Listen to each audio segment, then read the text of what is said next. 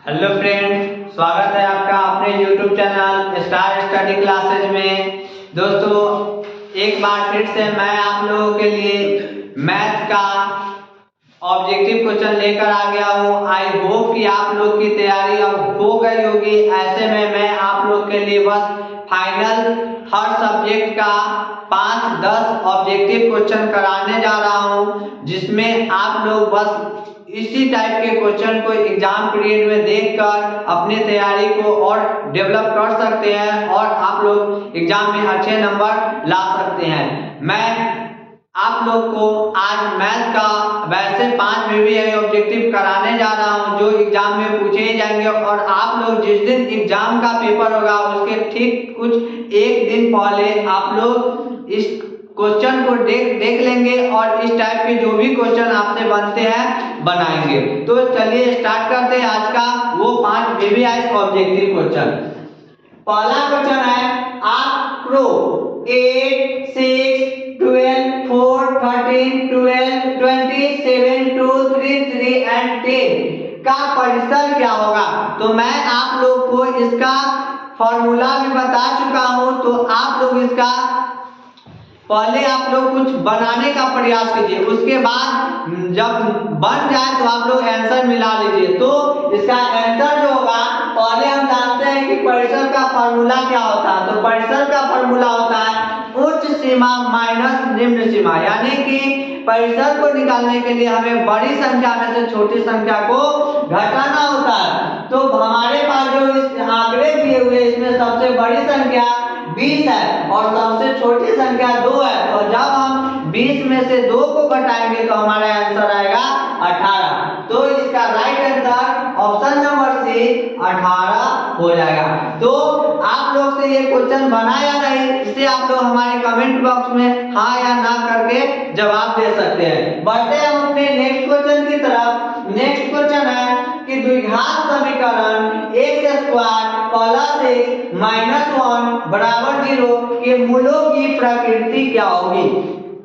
तो मैंने आप लोग को पिछले वीडियो में ही बताया था कि मूलों की प्रकृति निकालने के लिए हम विवेचक का फॉर्मूला का यूज करेंगे। विवेचक का फॉर्मूला होता है b² - 4ac और इसको फाइंड करने के बाद हम 0 से उसकी तुलना करेंगे। जैसे कि मैंने ये क्वेश्चन लिया और इस क्वेश्चन को जब हम बनाते हैं, सॉल्व करते हैं, तो d = b² - 4ac ये होता है फॉर्मूला। जब हम इस क्वेश्चन को इस पर चेक करेंगे तो b के जगह पर है 1 का स्क्वायर माइनस 4, a के जगह हो जाएगा 1 और c के जगह हो जाएगा -1। तो 1 का स्क्वायर 1 का माइनस माइनस हो जाएगा प्लस, 4 इकाई 4, तो कितना हो गया 5। जब हम इसकी तुलना 0 से करेंगे तो 0 से तुलना करने पर हमें ये पता चल रहा है 5 जो है 0 से बड़ा है। और आप लोग अपने टेक्स्ट बुक में ये याद किए होंगे, जब विवेचक का मान 0 से बड़ा हो तो उसकी प्रकृति जो है वास्तविक और असमान हो जाती है। तो हमारा इसका राइट आंसर वास्तविक और असमान हो जाएगा। वास्तविक और जब 0 से विवेचक का वैल्यू बड़ा होता है तो उसका राइट मूलों की प्रकृति जो होगा वास्तविक और असमान होती है। वैसे में मैं आप लोग को एक बार फिर से उस क्वेश्चन को रिपीट करा देता हूं कि जब d का वैल्यू यानी कि -b² - 4ac का वैल्यू 0 से बड़ा हो तो उस कंडीशन में इसकी प्रकृति होगी वास्तविक और असमान। उसके बाद यदि b² - 4ac की वैल्यू 0 से छोटा हो तो उस कंडीशन में ये हो जाएगा वास्तविक और वास्तविक नहीं होगा। वास्तविक नहीं, जब b² - 4ac का वैल्यू 0 से छोटा हो तो उस कंडीशन में मूलों की प्रकृति वास्तविक नहीं होगी। और तीसरा होता है बी स्क्वायर माइनस 4ac का वैल्यू जब 0 के बराबर हो तो इस कंडीशन में मूलों की प्रकृति होगी वास्तविक और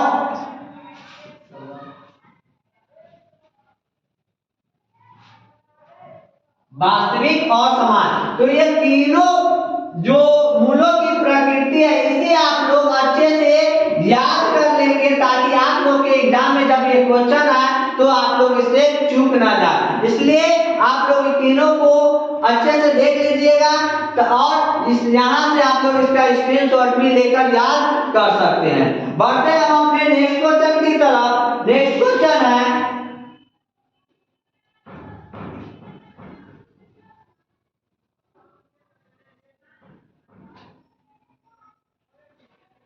हमारा आपका नेक्स्ट क्वेश्चन है कि एपी 14 9 4 -1 -6 डैश का 12वां पद ज्ञात करना है। तो ये आपका समांतर श्रेणी का क्वेश्चन है जिसमें 12वां पद पूछ रहा है। तो इसके लिए हमारे पास फॉर्मूला होता है a = a + n-1 × d।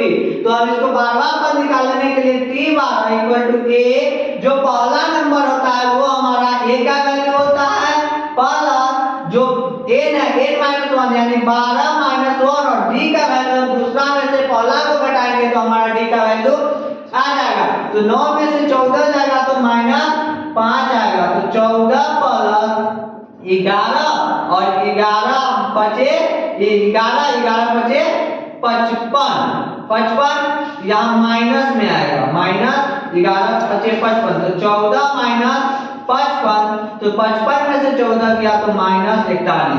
तो इसका right answer option number A -41 हो जाएगा। तो इस टाइप का क्वेश्चन आप लोग और प्रैक्टिस कर लेंगे। नेक्स्ट क्वेश्चन है -4, 3 चतुर्थांश में। ये बहुत ही वीवीआई ऑब्जेक्टिव है। आप लोग को इसका ट्रिक भी मैंने बताया था कि जब ये जो होता है ये चतुर्थांश, ये प्रथम चतुर्थांस, ये द्वितीय चतुर्थांस, ये तृतीय चतुर्थांस और ये चतुर्थ चतुर्थांस। जो पहला होता है इसमें ऑल पॉजिटिव होते हैं और इसी के जस्ट कोना से हम आते हैं तो यहाँ माइनस और माइनस होते हैं और दूसरा में पहला वाला माइनस तो माइनस और उसके बाद ये हो जाएगा प्लस और इसमें पहला प्लस तो ये हो जाएगा माइनस। तो हम यहाँ नंबर से हमें इसमें लेना देना कुछ नहीं होता, हमें चिन्ह से मतलब है। पहला चिन्ह है माइनस का तो माइनस और दूसरा चिन्ह है प्लस। तो माइनस प्लस हमारा द्वितीय चतुर्थांश में है तो हमारा राइट आंसर हो जाएगा द्वितीय चतुर्थांश। तो आप लोग इस बॉक्स को अच्छे से याद कर लेंगे ताकि इस टाइप का जो भी क्वेश्चन होगा आप लोग का बन जाएगा।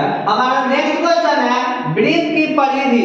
वृत्त की परिधि 44 पाई है तो उसकी त्रिज्या क्या होगी। तो यदि आप लोग को वृत्त की परिधि का फॉर्मूला याद होगा तो आप लोग इस क्वेश्चन को आसानी से बना सकते हैं। हमारा वृत्त की परिधि होता है वृत्त की परिधि इक्वल टू होता है 2πr और वृत्त की परिधि का वैल्यू दिया हुआ है 44 पाई और बराबर में है 2πr। तो यहाँ से पाई से पाई कट गया और 2 से ये 22 बार में कटेगा तो r का वैल्यू आ गया 22। तो हमारा राइट आंसर हो जाएगा ऑप्शन नंबर बी 22। तो आप लोग इस 5 टाइप के पांचों ऑब्जेक्टिव क्वेश्चन को प्रैक्टिस कर लेंगे अपने टेक्स्ट बुक से ताकि आप लोग की तैयारी और अच्छे से हो जाए। इसके बाद आप लोग हर सब्जेक्ट पर एक टाइम फिक्स कीजिए और समय पर अपने तैयारी को और अच्छे से डेवलप करने के लिए सबसे पहले मैं हर बार कहता हूं कि रोज डेली सुबह में उठते ही आप लोग अपने लिए एक टारगेट फिक्स कीजिए और पूरे दिन उस टारगेट को अचीव करने में लगा दीजिए ताकि आप लोग का जो सफल होने का जो मंत्र है, जो सफल होने का जो रास्ता है वो और भी सीधा से और भी सरल बन जाए। बाकी बात आज मैं आप लोग के लिए एक ऑब्जेक्टिव होमवर्क देता हूं जिससे आप लोग हमारे कमेंट बॉक्स में कमेंट कर उसका राइट आंसर बता सकते हैं। आज का HW है कि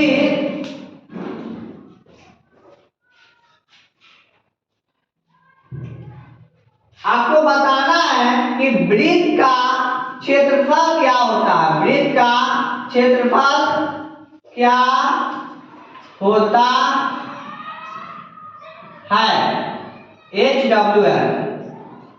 ऑप्शन ए है pi r square, option B है 2 पाई आर, ऑप्शन सी है 2/3 pi r cube and D number है कि इनमें से कोई नहीं, इनमें से कोई नहीं। इसका राइट आंसर आप हमारे कमेंट बॉक्स में कमेंट कीजिए और आपको आज का सेशन कैसा लगा इसे हमें कमेंट बॉक्स में कमेंट करके जरूर बताएंगे।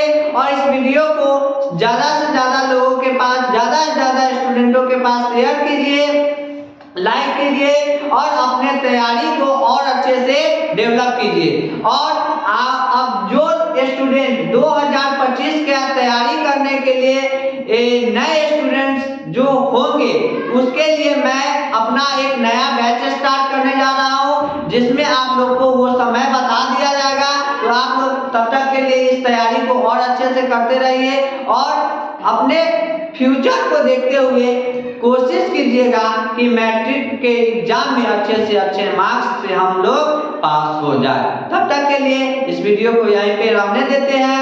धन्यवाद।